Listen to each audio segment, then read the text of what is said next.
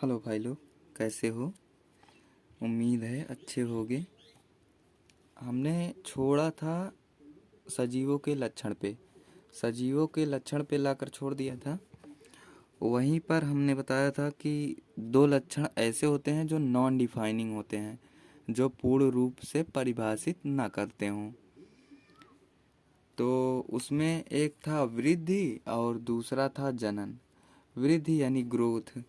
अगर ग्रोथ की बात करें तो ये नॉन डिफाइनिंग फीचर है और जनन भी नॉन डिफाइनिंग फीचर है। ग्रोथ अर्थात बढ़ना। ग्रोथ अर्थात बढ़ना। ग्रोथ। वृद्धि का अर्थ है बढ़ना। क्या बढ़ना? पहली बात तो द्रव्यमान में बढ़ना और दूसरा संख्या में बढ़ना। यदि किसी जीव का द्रव्यमान बढ़ जाए या उसके कोशिकाओं की संख्या में वृद्धि हो जाए तो इसे ही वृद्धि कहते हैं। यही वृद्धि कहलाता है। वृद्धि उत्कर्मणीय स्थायी होती है। सॉरी, अनुत्कर्मणीय। अनुत्कर्मणीय और स्थायी होती है। मतलब अनुत्कर्मणीय, अगर वृद्धि एक बार बढ़ गई तो दोबारा कोई जीव बढ़ने के बाद छोटा नहीं हो पाएगा। और स्थायी का मतलब कि कुछ समय तक वृद्धि, जैसे 10 साल, 15 साल, 25 साल, 30 साल अन्य अन्य जीवों के अलग अलग स्थायी वृद्धियां हैं। तो एक स्थायी समय पर आकर वृद्धि रुक जाती है, इसलिए वृद्धि स्थायी होती है। और वृद्धि बढ़ने के बाद वह दोबारा कम नहीं हो सकती, इसलिए अनुत्कर्मणीय होती है। वृद्धि उपापचयी क्रियाओं के फलस्वरूप होती है। उपापचयी क्रियाओं के फलस्वरूप। फलस्वरूप माने बाद में। उपापचयी क्रियाएं। उपापचयी क्रियाएं ऐसी क्रियाएं जिनमें शरीर के अंगों का विनाश या निर्माण होता रहता है, ऐसी क्रियाओं को उपापचयी क्रियाएं कहते हैं। फिर से, ऐसी क्रियाएं जिनमें शरीर के अंगों का विनाश या निर्माण होता रहता है उन्हें उपापचयी क्रिया या टूटने फूटने की क्रियाओं को उपापचयी क्रियाएं कहते हैं। वृद्धि। वृद्धि, अगर हम वृद्धि का वर्गीकरण करना चाहें तो इसके 3 आधार पे वर्गीकरण होते हैं। सबसे पहले धनात्मक वृद्धि और ऋणात्मक वृद्धि, 2 प्रकार में बांटा गया। अब धनात्मक वृद्धि क्या है और ऋणात्मक वृद्धि क्या है? पॉजिटिव ग्रोथ और निगेटिव ग्रोथ इसकी इंग्लिश हो गई। इसके बाद समझते हैं वृद्धि धनात्मक और ऋणात्मक को। पॉजिटिव ग्रोथ क्या है? जब उपापचयी क्रिया ज़्यादा होगी, उपापचयी क्रिया ज़्यादा होगी और अपचयी क्रिया कम होगी तो इसे कहते हैं पॉजिटिव ग्रोथ। लेकिन जब उपचयी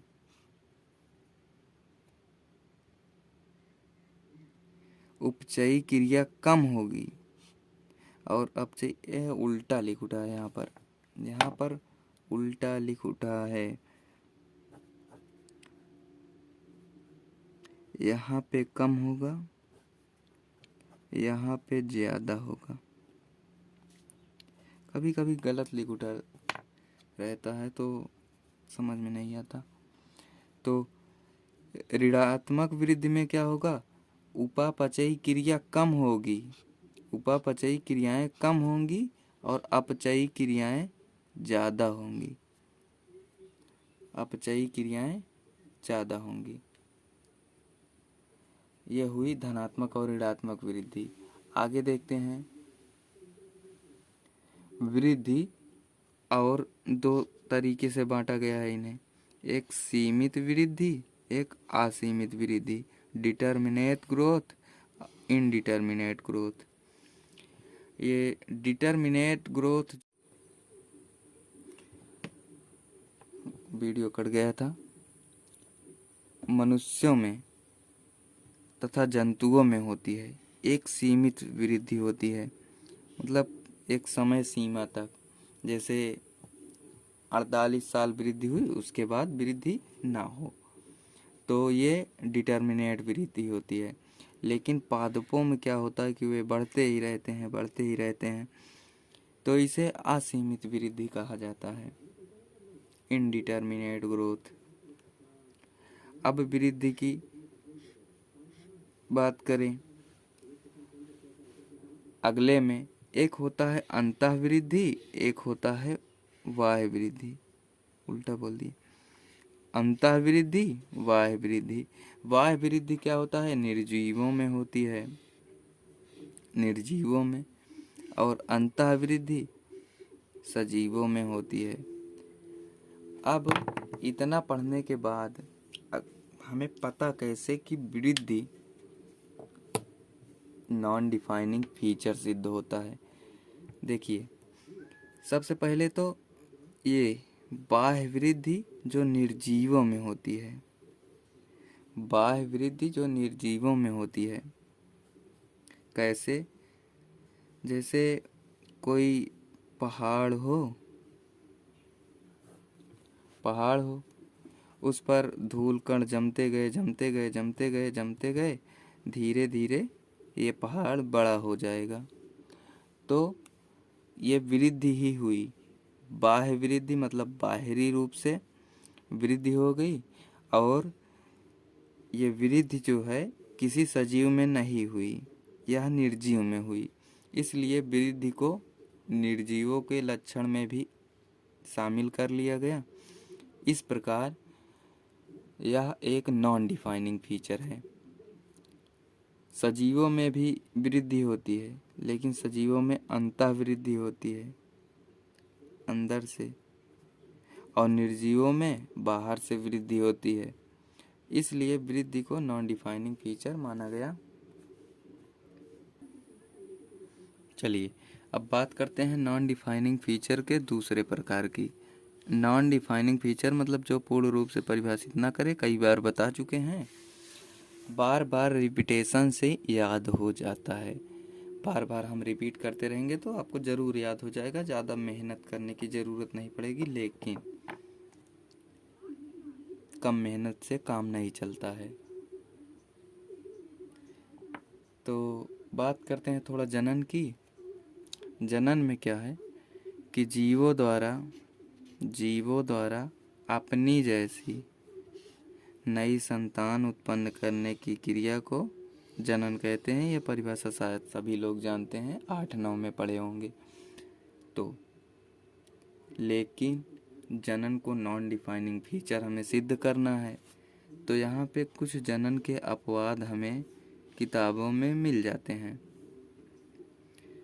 जब वैज्ञानिकों ने खोजा तो उन्हें जनन के कुछ अपवाद मिले, ऐसे जीव जो जनन के अपवाद हो, जैसे खच्चर यह जनन नहीं करता, श्रमिक मधुमक्खी यह भी जनन नहीं करती, और तथा कुछ मानव दंपति किन्हीं कारणों से भी जनन क्रिया नहीं कर पाते। यह हुई जनन की परिभाषा, और जनन अपवाद भी है जनन का। तो जनन का एक यही अपवाद होने के कारण इसे नॉन डिफाइनिंग फीचर में रखा गया है। वृद्धि तथा जनन यहाँ पर लिख दिए हैं। वृद्धि तथा जनन में अपवाद होने के कारण ये लक्षण सजीव को पूर्ण रूप से परिभाषित नहीं करते हैं, पूर्ण रूपेण परिभाषित नहीं करते हैं, क्योंकि इनमें अपवाद होता है दोनों में। वृद्धि में टीलों और पर्वतों का अपवाद, तथा जनन में ये खच्चर, श्रमिक मधुमक्खी तथा कुछ मानव दंपति का अपवाद। अब देखिए थोड़ा यहीं पे बात कर लेते हैं, ये तो कक्षा 12 की चीज़ है जनन, लेकिन यहीं पे बात कर लेते हैं जनन के प्रकार। जनन के प्रकार दो हैं, एक लैंगिक जनन, दूसरा अलैंगिक जनन। लैंगिक जनन और अलैंगिक जनन। अलैंगिक लैंगिक दो जनन। इसमें एक जनक सहायता करता है, एक जनक सहायता करता है और इसमें युग्मक नहीं बनता है, इसमें युग्मक नहीं बनता है। शॉर्ट नोट्स बनाइए, हमेशा मेरी तरह कभी भी नोट्स बनाइए तो जितना कम से कम हो सके उसमें लिखिए। स्ट्रक्चर ज़्यादा बनाइए, फ्लो चार्ट ज़्यादा बनाइए, लिखिए कम, क्योंकि ज़्यादा लिख उठता है तो कोई याद ही नहीं करता, फेयर देखता भी नहीं, यही बात है। तो इसमें दो जनक सहायता करते हैं और इसमें युग्मक बनता है। सोचे होंगे कि बनता है क्या, लिख दिए हैं। तो देखिए यहाँ पर युग्मक नहीं बनता और यहाँ पर बनता है, तो दोनों में इसी प्रकार से थोड़ा अंतर कर दिए हैं। इसमें एक जनक की सहायता लगती है, इसमें दो जनक सहायक होते हैं। इसमें युग्मक नहीं बनता, इसमें बनता है। ठीक, अभी आगे समझ लेते हैं। उपापचय, उपापचय जनन तो हो गया नॉन डिफाइनिंग फीचर। अब बात करते हैं डिफाइनिंग फीचर की, जो जीवों को पूर्ण रूपेण परिभाषित करते हैं, जो जीवों को पूर्ण रूप परिभाषित करते हैं। जीवों को पूर्ण रूप से परिभाषित करने वाले लक्षण उपापचय आता है। उपापचय मेटाबॉलिज्म, मेटाबॉलिज्म नाम आप लोगों ने सुना होगा। मेटाबॉलिज्म और इसके दो प्रकार हैं। सबसे पहले उपचयी क्रियाएं और दूसरा अपचयी क्रियाएं। इसको कहते हैं कैटाबॉलिज्म, इसको कहते हैं एनाबॉलिज्म। एनाबॉलिज्म कैटाबॉलिज्म दो प्रकार हैं और मेटाबॉलिज्म उपापचय, उपापचयी क्रियाएं कहते हैं और इसे उपचयी, इसे अपचयी। बहुत आसान है, थोड़ा कन्फ्यूजन हो सकता है। उपचयी कैटाबॉलिज्म, अपचयी एनाबॉलिज्म। जटिल पदार्थों का टूटकर सरल पदार्थ का निर्माण होना। अगर बात करें उपचयी क्रियाओं की, उपचयी क्रियाओं में होता क्या है, तो जटिल पदार्थ होते हैं जो वो टूट जाते हैं। कैसे? सरल पदार्थों में। जस्ट इसी का उल्टा अपचयी क्रियाओं में क्या होता है कि सरल पदार्थ मिलकर जटिल पदार्थ बना देते हैं। जैसे इसमें प्रकाश संश्लेषण और इसमें पाचन।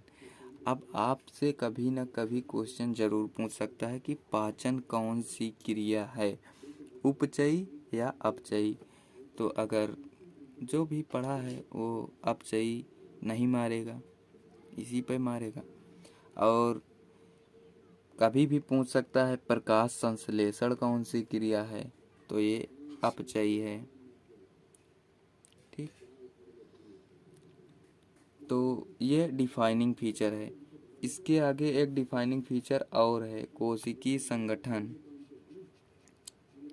कोशिकीय संगठन, कोशिकीय संगठन भी एक डिफाइनिंग फीचर है। सेलुलर ऑर्गेनाइजेशन, सेलुलर ऑर्गेनाइजेशन में क्या होता है कि सभी सजीवों का शरीर कोशिकाओं से मिलकर बना होता है। यह थियरी दी गई है, बहुत आसान है कि सभी सजीवों का शरीर कोशिकाओं से मिलकर बना होता है। कक्षा 9 की क्लास में दिया हुआ है।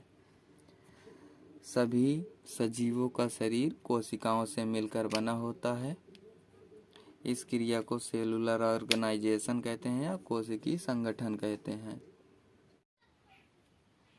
संवेदनशीलता, संवेदनशीलता की बात करें आगे तो संवेदनशीलता इंग्लिश होती है कॉन्शियसनेस। कॉन्शियसनेस, कॉन्शियसनेस मीन्स संवेदनशीलता। संवेदनशीलता क्या है? जीवों द्वारा बाह्य उद्दीपनों को महसूस करके, जीवों द्वारा बाह्य उद्दीपनों को महसूस करके प्रतिक्रिया करना ही संवेदनशीलता कहलाता है। समझ में नहीं आया? देखिए, अगर जब भी कभी तवा जानते हैं, अगर उस पर गर्म तवे पर हाथ पड़ जाए तो क्या हो सकता है? जी, हाथ ऊपर उठ जाएगा तुरंत, ऑटोमेटिक। तो क्या होता है आखिर? तो हमारे शरीर में कुछ संवेदनशील अंग पाए जाते हैं जो बाह्य उद्दीपनों को महसूस करते हैं, उसके बाद प्रतिक्रिया करते हैं। तो बाह्य उद्दीपन हो गया तवा, और वो महसूस क्या हुआ? जलन। और प्रतिक्रिया क्या दिए? हाथ हट गया। This is easy, very easy. संवेदनशीलता बोले तो जीव जब भी बाहरी उद्दीपनों को महसूस करते हैं, उसके बाद उस पर प्रतिक्रिया देते हैं। भी जैसे अनुकूलन समझ लीजिए कि बाहर बहुत ठंडी हुई, अपन जैकेट पहन लिए। बाहर बहुत गर्मी हुई, पंखा चला लिए। तो मतलब बाह्य